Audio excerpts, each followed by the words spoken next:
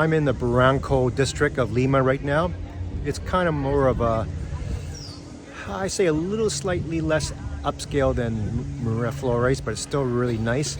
It's more bohemian in nature, so a lot of, I guess, graffiti. But anyways, we're here at the famous Bridge of Sighs, and the legend is that if you can walk across this bridge holding your breath, then some type of good fortune will happen to you.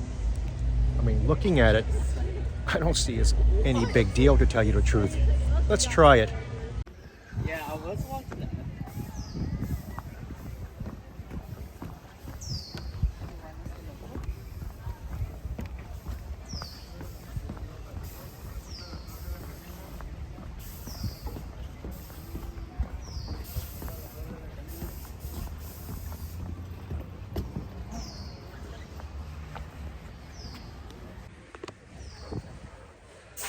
Oh, I just did it.